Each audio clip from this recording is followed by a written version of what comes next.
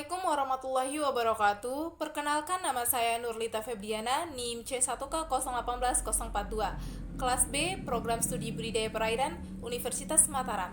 Pada kesempatan kali ini saya akan menjelaskan mengenai hasil dan pembahasan dari laporan rekayasa aquacultur tentang desain dan konstruksi kolam ikan.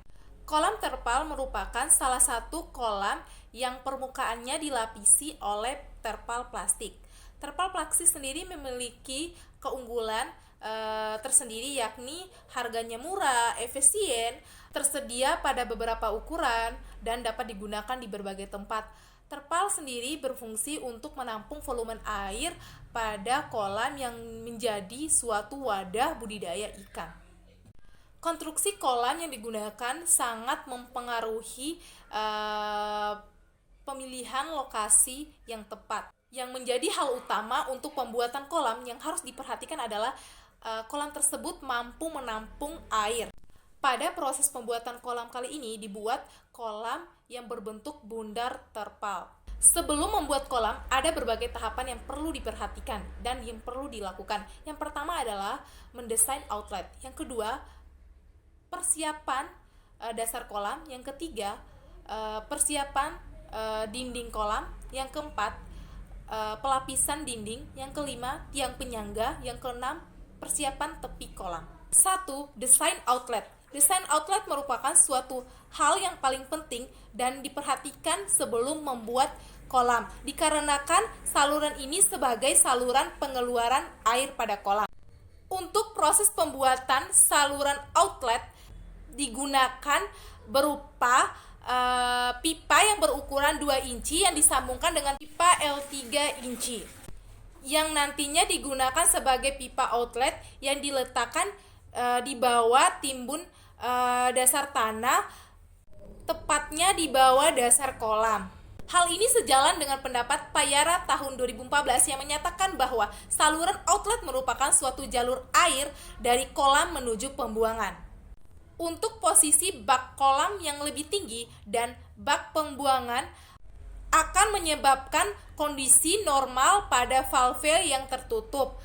Biasanya untuk mendesain digunakan desain mekanik outlet seperti samanya dengan saluran inlet.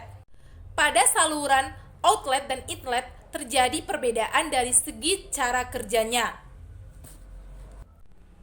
Untuk saluran outlet sendiri bekerja pada salah satu parameter seperti suhu, pH, dan kekeruhan berada di luar standar yang lebih baik untuk ikan. 2. Persiapan dasar kolam. Sebelum melakukan persiapan dasar kolam, banyak hal yang harus diperhatikan. Salah satunya adalah alat dan bahan yang digunakan. Sebelum melakukan proses persiapan dasar kolam, ada berbagai tahapan yang harus dilakukan. Yang pertama adalah dilakukan pengukuran lokasi yang akan dijadikan kolam tersebut. Yang kedua adalah dibersihkan lokasi tersebut. Dan ketiga, dilakukan proses perataan pada dasar tanah. Hal ini sejalan dengan pendapat Mustazib tahun 2018 yang menyatakan bahwa kolam harus dipersiapkan terlebih dahulu sebelum air masuk kepada wadah kolam tersebut. Persiapan lokasi yang dilakukan meliputi berbagai persiapan alat dan bahan yang digunakan, pengecekan kondisi kolam, dan perbaikan konstruksi kolam agar tidak terjadinya kebocoran. 3. Dinding dasar kolam. Proses pembuatan dinding dasar kolam ini sangatlah penting karena sebagai pedoman untuk pembentukan suatu kolam dalam membuat kolam. Untuk proses pembuatan kolam ini digunakan kerangka Hermes yang berdiameter 5 dan karpet serta terpal yang digunakan sebagai dinding utama dalam pembentukan atau pembuatan kolam tersebut. Selain dari itu, digunakan berupa bahan seperti kawat, besi yang digunakan sebagai alat untuk mengikat kerangka pada kolam tersebut. Hal ini sejalan dengan pendapat Febriani tahun 2018 yang menyatakan bahwa membuat kolam terpal merupakan suatu kolam yang keseluruhannya berbentuk dari bagian dasar dan sisa-sisa dindingnya menggunakan berupa bahan karpet dan terpal.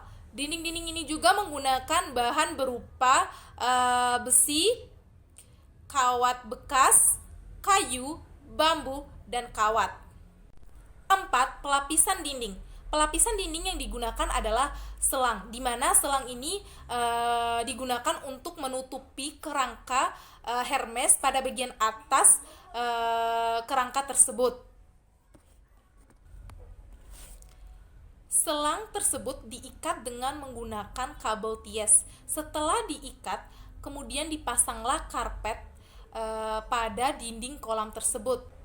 Kemudian dibersihkan terpal yang digunakan pada dinding kolam tersebut. Lalu dipasanglah terpal pada dinding karpet tersebut. Kemudian diikat dengan menggunakan tali nilon. Hal ini sejalan dengan pendapat Febriani tahun 2018 yang menyatakan bahwa kolam terpal membutuhkan dinding pelapis dan penahan berupa karpet dan terpal yang diletakkan di atas permukaan tanah. Di samping itu, untuk membuat dinding pada kolam digunakan berupa kayu, bambu, atau papan ataupun besi sebagai kerangka utama untuk pembentukan kolam. Dan untuk pemasangan terpal ataupun karpet digunakan kawat sebagai pengeratnya. 5. Tiang penyangga. Tiang penyangga yang digunakan adalah berupa pipa dan besi di mana sebagai tiang dan saluran outlet. Tiang penyangga merupakan suatu tiang yang menyangga kolam agar terbentuk menjadi utuh. Hal ini sejalan dengan pendapat Febriani 2018 yang menyatakan bahwa untuk penggunaan tiang penyangga sebaiknya digunakan berupa bambu dan besi. 6. Persiapan tepi kolam. Untuk persiapan tepi kolam, ada beberapa hal yang harus diperhatikan. Salah satunya adalah di bagian terpal. Jika terjadi kebocoran, maka kita harus memberikan berupa lem epoxy yang dimana lem tersebut akan membantu tidak terjadinya kebocoran pada terpal tersebut. Setelah itu dilakukan pengecekan kembali. Jika tidak ada lagi kebocoran pada terpal tersebut, maka kolam tersebut siap dilakukan pengisian air. Dan untuk tepian kolam tersebut, tidak lupa kita memasang batako atau batu bata agar kolam tersebut kelihatan rapi dan kokoh. Hal ini sejalan dengan pendapat Febriani tahun 2018 yang menyatakan untuk persiapan tepi kolam dilakukan pemberian berupa batako atau batu bata di permukaan tepian kolam tersebut. Sekian yang dapat saya sampaikan, lebih dan kurangnya saya mohon maaf. Wassalamualaikum warahmatullahi wabarakatuh.